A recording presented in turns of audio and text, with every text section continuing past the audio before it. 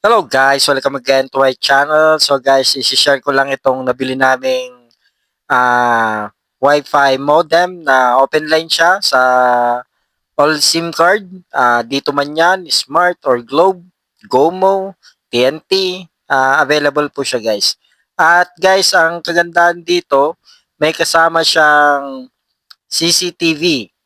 So yan, binubuksan na ng kapatid ko. So medyo wasak nga lang yan. Guys, nabili ko pala ito sa TikTok. Ah, yung price niya is nasa 1.7. Pero siguro kung gagamit ka ng voucher, mas mababa pa. So ayan yung CCTV, tsaka ayan yung charger niya. So ayan yung mount para may kabit yung CCTV, yung kulay green.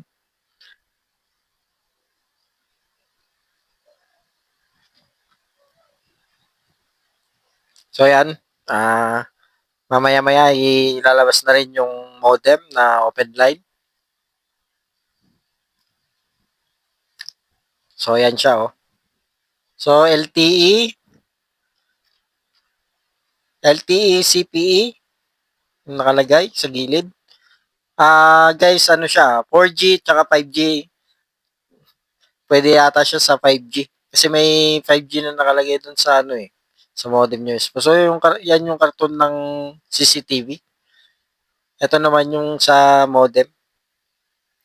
So kahit anong SIM card po yan, available po yan guys. Nabili natin sa TikTok. So kung gusto niya rin bumili ng ganyan guys, ilalagay ko yung link ng TikTok sa ating caption. Hanapin nyo na lang doon or tingnan nyo na lang dito sa ating video yung item. Pero sa TikTok kasi guys, doon na kasama na din yung CCTV. Pipili ka doon kung yung modem lang or may kasamang CCTV. So yan. So yun yung modem niya. Portable siya guys. Pwede kang gumamit ng power bank kasi 5 volts lang yan. So kung makikita ninyo yung ano niya, saksakan niya oh. Pang cellphone siya guys. Parang charger lang ng cellphone yan. So ayun yung RG45. So kung makikita ninyo yung likod niya. Ayan. Cute. So ayan. Tetest natin kung gumagana itong modem. So 4G tsaka 5G ang nakalagay dun sa harap. Nung ulit ko guys pwede kang gumamit ng ano dyan, ng power bank. Tapos 5 volts din yung CCTV na check ko kanina eh. So ayan yung CCTV. Na-check ko siya, 5 volts din pala yung input niyan. So ayan yun oh, yung ano niya, power supply niya. 5 volts din siya. Wi-Fi smart camera. Tsaka modem na open line, 4G tsaka 5G. So ito, so 5 volts output.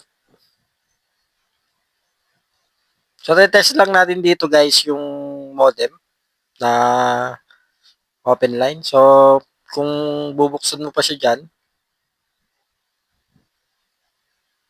so may dalawa siyang antena.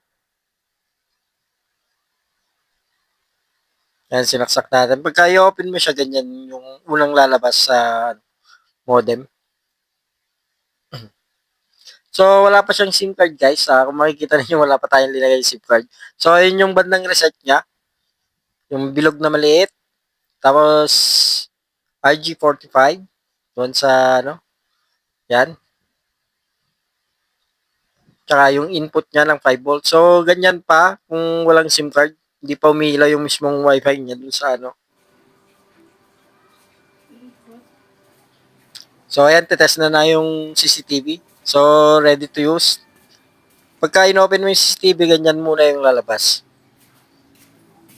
Parang nag-i-scan pa siya. Yan. I-scan kasi maglalagay ka dyan ng ano mo account mo. So ayan yung tinest ko.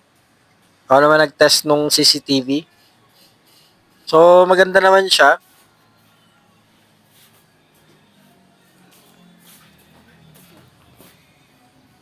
So 360 ang rotation ng ano niya camera. So yun Wi-Fi. So ito, papakita ko sa inyo kung paano siya gumagana. CCTV. Kung makikita ninyo. Oh no. So ayan. May gumagalaw kasi. So nahulog. Taas. Ay, kita. So ayan.